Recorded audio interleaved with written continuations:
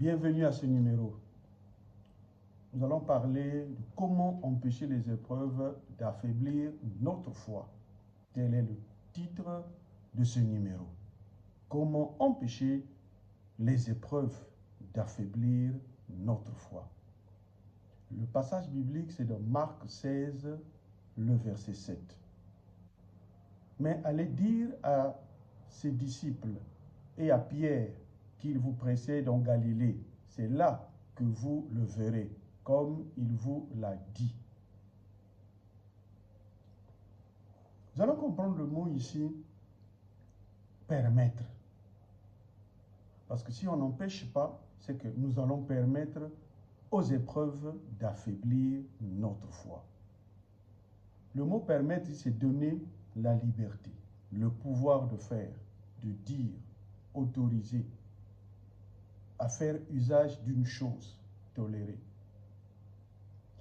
Le mot épreuve, c'est une action d'éprouver quelqu'un ou quelque chose. Un essai, une expérience qu'on fait de quelque chose à surmonter. Une partie d'examen, une maladie, le chômage, le célibat, l'humiliation, un rejet ou un échec. Nous comprenons par les épreuves des choses que nous n'apprécions pas. Et ces choses-là sont capables d'affaiblir notre foi. Le mot affaiblir ici, c'est rendre faible, devenir très faible, manquer de force morale, de puissance. Et la foi, c'est notre adhésion, union ou adaptation à la vérité. La confiance que nous avons en une personne, et notre personne ici, c'est Christ Jésus. C'est croire pour expérimenter l'espérance, pour exprimer l'espérance ou l'obéissance. Comment empêcher les épreuves d'affaiblir notre foi? Il y a un moyen. Lorsque nous vivons des épreuves, le danger que nous courons, c'est de voir notre foi s'affaiblir, manquer de zèle, de détermination, ne plus faire des choses qu'on faisait avant. Alors que la Bible nous dit, celui qui sait faire quelque chose de bien qui ne le fait pas, il commet un péché. Le contexte de notre passage que nous venons de lire nous parle de Marc, l'évangéliste. Il écrivait aux chrétiens de Rome, particulièrement d'origine païenne. Il était le cousin de Barnabas. Il a travaillé aux côtés de l'apôtre Paul comme compagnon dans les voyages missionnaires. Mais aussi, il fut le fils spirituel de l'apôtre Pierre, que nous retrouvons dans 1 Pierre 5, 13.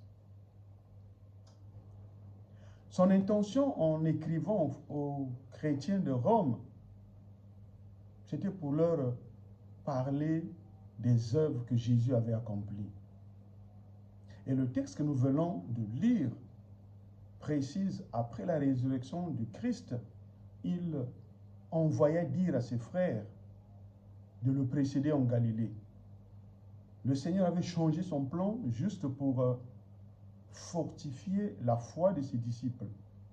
Parce que leur foi était très affaiblie devant les événements qui ont précédé la crucifixion du Seigneur. Ainsi dire, le Seigneur avait changé son plan pour fortifier ses disciples. Le contexte montre bien que le Seigneur, qui voulait bien fortifier ses disciples, comme il le désire pour toi et moi, pour vous et moi, lorsque nous sommes affaiblis dans la foi, il utilise beaucoup de moyens pour nous encourager, nous fortifier. Parce que lorsque nous sommes très affaiblis, ça n'arrange pas le Seigneur. Une foi affaiblie empêche le serviteur ou la servante du Seigneur de continuer l'œuvre du ministère. C'est pourquoi le Seigneur tient à nous fortifier lorsque nous sommes très affaiblis. Et les disciples étaient vraiment affaiblis par rapport aux difficultés qu'ils avaient rencontrées. L'abandon du Seigneur et la mort de leur maître. La prophétie de l'Ancien Testament disait que le berger serait frappé et les brebis seraient dispersées. Et cela arriva. Ils avaient pris la fuite. Ils étaient dans la cachette. Le maître était arrêté.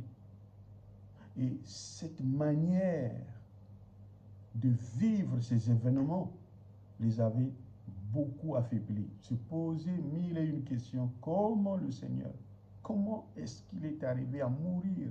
Vraiment, il est mort. Certainement, Judas se disait, en leur livrant le maître, il ferait un miracle, il va disparaître, et du coup, lui, il devrait garder l'argent empoché. Mais lui aussi, il était étonné de voir que le Seigneur était mort. Et donc, les disciples étaient dans le désarroi.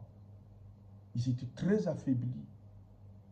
Nous pouvons le lire avec les deux disciples d'Emmaüs, sur le chemin, bien sûr. Ils n'en croyaient pas, ils se disaient, nous pensions que c'est lui qui devrait rétablir le royaume d'Israël. Ils étaient très affectés. Ils ne savaient même pas que c'était le Seigneur qui faisait route avec eux. Pourquoi ils étaient affaiblis dans la foi. Le Seigneur était impatient de voir ses disciples pour les fortifier. Il voulait les rencontrer pour les encourager, les fortifier. Eux qui étaient longs à réagir par obéissance quant à la mission pour le monde. Ils étaient vraiment loin. L'endroit que le Seigneur les avait appelés, c'était en Galilée. En Galilée, il les avait appelés. Et ils étaient longs à réagir face à leur mission. C'est pourquoi le Seigneur voulait les confirmer dans la mission. Parce qu'ils se disaient qu'ils avaient manqué, ils avaient échoué. Au lieu d'accompagner le Seigneur jusqu'à sa mort sur la croix, mais eux, ils avaient pris fuite. C'est comme Pierre qui l'avait régné. En régnant le Maître, il s'était vu inférieur, incapable, très faible, au lieu d'encourager le Seigneur. Et pourtant, le Seigneur avait averti qu'avant que le coq ne chantât, toi, tu vas me régner. Mais la chose arriva comme le Seigneur l'avait prédit. De par cette image de Pierre, nous pouvons comprendre que tous les disciples étaient très affaiblis quant à leur foi, parce que le rôle qu'eux, ils devraient jouer, ils ne l'avaient pas joué. Ils étaient très affaiblis. Comprenons que l'amour et les émotions du Seigneur en sa chair comme en esprit n'ont toujours pas changé à l'endroit de ces disciples que nous sommes. D'où la citation de Pierre, parce que quand on cite Pierre dans la phrase que les femmes ont écoutée, allez-y dire aux disciples et à Pierre, parce que c'est à Pierre qu'on avait donné la responsabilité de continuer avec le groupe. Quand le Seigneur a dit, Pierre, Pierre, Satan t'a réclamé, mais j'ai prié pour toi, de telle sorte que lorsque tu vas retrouver ta foi, fortifie celle des autres. Les autres ici, ce sont ses condisciples. Le Seigneur tient. Lorsque nous sommes affaiblis dans la foi, parce qu'il y a des situations qui nous accablent, qui nous contraignent, le Seigneur compatit avec nous. Et son souhait a toujours été nous encourager, quelles que soient les épreuves, les difficultés, mais à tenir bon quant à la confiance que nous avons pour lui, mais aussi au service assumé, parce que c'est une charge qu'il nous a confiée. Il nous a donné le ministère pour le service. Il se disait certainement que le Seigneur les avait désavoués, mais la citation de Pierre nous encourage pour comprendre que, quelles que soient les situations, le Seigneur ne les avait pas désavoués. Et s'il ne l'avait pas fait pour eux, il ne le fera pas pour nous. C'était un message de réconfort pour les disciples qui, malgré la recommandation de l'ange que le Seigneur les attendait en Galilée, ils étaient affaiblis dans la foi. Comment empêcher les épreuves d'affaiblir notre foi? Nous avons quelques exemples que nous allons voir ensemble pour nous encourager. Le premier exemple ici, C'est dans Jean 13, 18. Comment empêcher les épreuves d'affaiblir notre foi en considérant la confiance de Jésus envers nous? Lui, il nous fait confiance. Mais souvent, nous avons du mal à nous faire nous-mêmes confiance et de surcroît envers le Seigneur lui-même. Jean 13, 18 dit ceci. Ce n'est pas vous qui m'avez choisi. Je vous connais. Je connais ceux que j'ai choisis. Il parlait de Judas, qu'il avait trahi, bien sûr. Et le Seigneur parle ici de connaître les disciples que lui-même avait appelés et choisis au ministère. Pour ainsi dire, il nous fait entièrement confiance. Le verbe connaître ici est en rapport avec nos faiblesses, nos manquements, nos limites, parfois notre ignorance. Donc le Seigneur savait qui était Jésus et qu'est-ce qu'il devrait faire à la longue. Je voulais citer ici Judas. Le Seigneur Jésus savait qui était Judas. Quelles étaient les faiblesses que Judas avait. Le Seigneur le savait. Mais malgré ça, il avait choisi Judas comme pour nous dire, il connaît nos faiblesses, nos limites, nos manquements. Mais ça n'avait pas empêché le Seigneur de nous appeler au ministère. Nous avons du mal à nous faire nous-mêmes confiance, mais aussi à faire confiance au Seigneur. Mais lui, il nous fait entièrement confiance, et ceci malgré nos faiblesses. Si lui, il nous fait confiance, malgré nos faiblesses, pourquoi pas, à notre tour, lui faire confiance? Nous sommes indignes, mais il nous fait confiance. Nous ne sommes pas capables, mais il nous fait confiance. Mais lui qui est digne, lui qui est capable, pourquoi nous avons du mal à lui faire confiance? Lui, il nous fait confiance.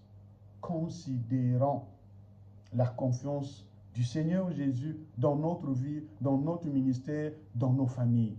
Parce que lui, il nous fait confiance. Le deuxième point, en étant fidèles dans le service. Quelle que soit l'adversité, les épreuves, demeurons fidèles dans le ministère, dans le service. Et c'est dans Luc 1er, verset 13. Luc 1er, verset 13. Mais l'ange lui dit, ne crains point, Zacharie, car ta prière a été exaucée. Ta femme Élisabeth t'enfantera un fils, et tu lui donneras le nom de Jean. Le couple de Zacharie et Élisabeth était un couple avancé en âge, un couple stérile. Certainement qu'ils priaient depuis leur jeunesse, dans le foyer, bien sûr. Ils avaient besoin d'un enfant, mais l'enfant ne venait pas. Simplement parce que le temps que le Seigneur lui-même avait choisi pour eux n'était pas encore arrivé. C'est même le cas pour toi qui me suis. Peut-être que ce que tu attends, le temps n'est même pas arrivé. Tu ne verras rien. Il faut que le temps soit accompli pour vivre la promesse que Dieu t'a faite. Revenons sur le cas de Zacharie. Nous venons de le lire. L'ange avait précisé, ne crains point, Zacharie, ta prière a été exaucée. Donc, c'est au passé. La prière de Zacharie avait été exaucée. Mais le moment que Dieu avait fixé n'était pas arrivé. Quelle était la conduite de Zacharie dans cette épreuve que nous voyons ici, qui était la stérilité de sa femme? Quelle honte, quelle humiliation que ce couple vivait à leur époque. L'entourage, les parents, amis et connaissances, que disaient-ils à l'endroit de ce couple? Ils avaient supporté cette honte, ces épreuves-là. Mais ça n'avait pas empêché Zacharie d'être au service. La preuve, la révélation est venue le trouver pendant que lui, il servait. Comment empêcher les épreuves d'affaiblir notre foi en étant fidèles dans le service, à l'image de Zacharie? Le troisième exemple, c'est dans Matthieu 1er, verset 19. Et ici, nous sommes avec Joseph. Joseph ici, c'était le futur fiancé de Marie. Et le troisième point que nous sommes en train de voir dans cet exemple, en faisant toujours ce qui est bien devant Dieu, pour empêcher les épreuves d'affaiblir notre foi, nous sommes appelés à faire toujours ce qui est bien devant Dieu. Matthieu 1er 19 dit ceci, Joseph, son époux, était un homme de bien et il ne voulait pas la diffamer. Et qui ne voulait pas la diffamer se proposa de rompre secrètement avec elle. Lorsque Joseph s'était aperçu que Marie, sa fiancée, était enceinte, ne sachant comment, il s'était proposé de se séparer avec sa fiancée, mais dans le secret. Le texte biblique, le Saint-Esprit précise bien le mot diffamer. Joseph n'avait pas voulu diffamer sa fiancée. En d'autres termes, Joseph n'avait pas cherché à déshonorer Marie, à nuire à sa réputation par des paroles ou par des écrits. Et pour nous, à notre époque, les réseaux sociaux, Joseph n'avait pas voulu faire cela. Que serait-il arrivé si Joseph avait répondu la nouvelle pour dire, c'est une prostituée. Je l'ai proposée au mariage, je ne suis pas sorti avec elle, mais la voilà enceinte. Et que quelques jours bien après, il se rendait compte que ce n'était pas ce que lui il pensait. Quelle honte. Mais Joseph ici nous donne un bon modèle. Quelles que soient les preuves, ça ne va pas changer ce que nous sommes. Si un homme sait faire le bien, s'il ne le fait pas, c'est un péché. Et Joseph fait preuve qu'il était toujours bien devant Dieu. Pour empêcher les épreuves d'affaiblir notre foi, nous devons toujours être bien devant Dieu, à l'image de Joseph. Le quatrième point, en étant consacré à Dieu, malgré les épreuves, la consécration. Continuer à faire ce pourquoi Dieu nous a appelés. Nous avons l'exemple ici de la prophétesse Anne, dans Luc 2, 36 à 37. Luc 2, 36 à 37. Et il y avait aussi une prophétesse Anne, fille de Phanuel, de la tribu d'Azer. Elle était fort avancée en âge et elle avait vécu 7 ans avec son mari depuis sa virginité. Restée veuve et âgée de 84 ans, elle ne quittait pas le temple et elle servait Dieu nuit et jour dans le jeûne et dans les prières. Elle était consacrée. Malgré cette épreuve de célibat, 7 ans de mariage juste, et le mari était décédé.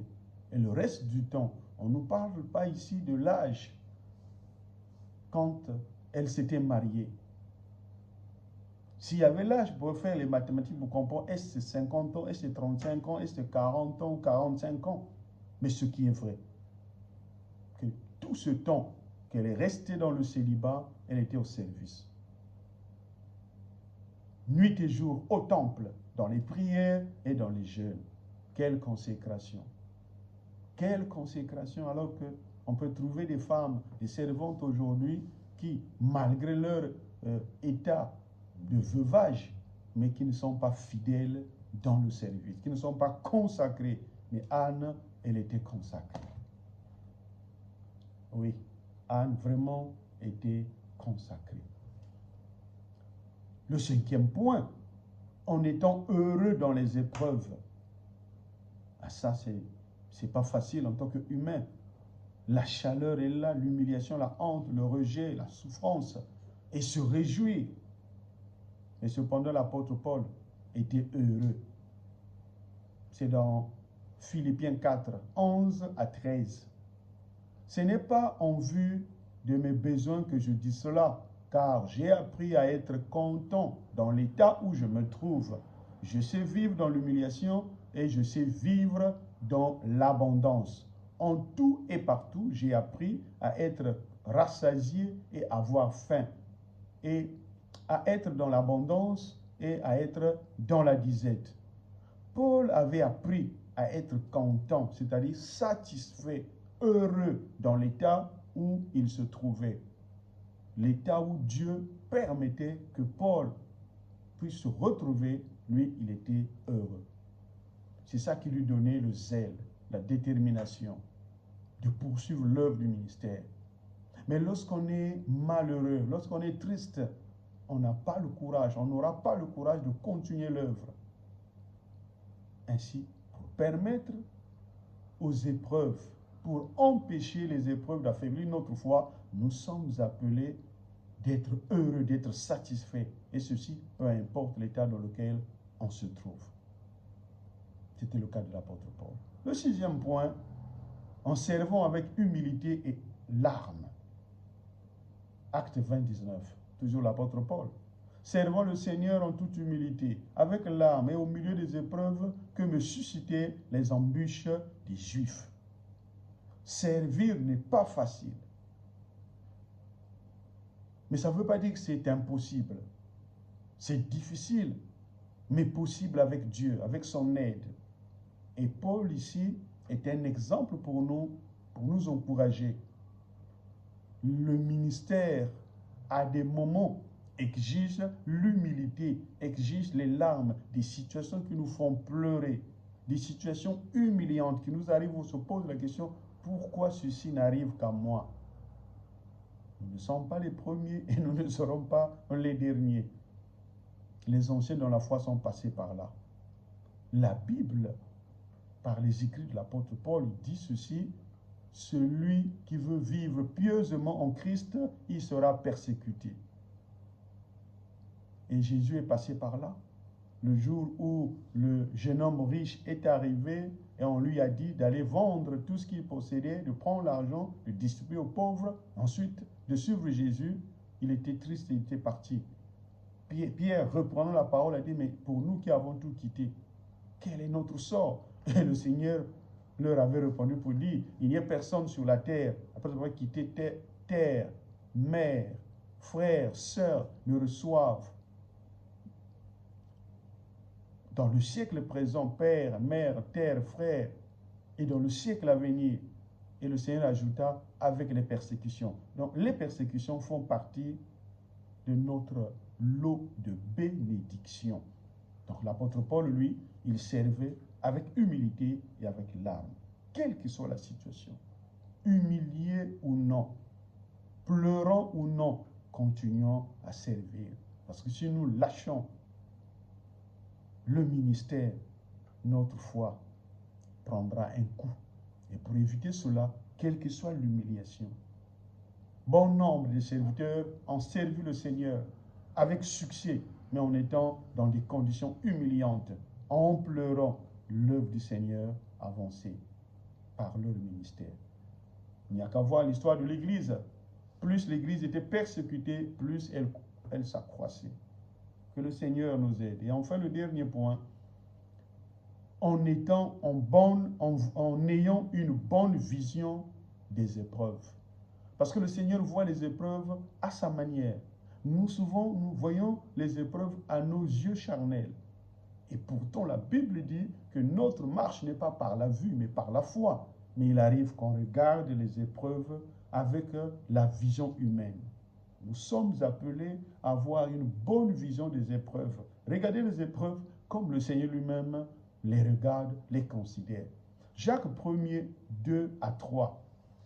Mes frères, regardez comme un sujet de joie complète les diverses épreuves auxquelles vous pouvez être exposés, sachant que l'épreuve de votre foi produit la patience. Donc Dieu permet les épreuves dans notre vie pour développer cette vertu qu'on appelle la patience. Savoir attendre ce que Dieu nous a promis selon le temps que lui-même avait fixé.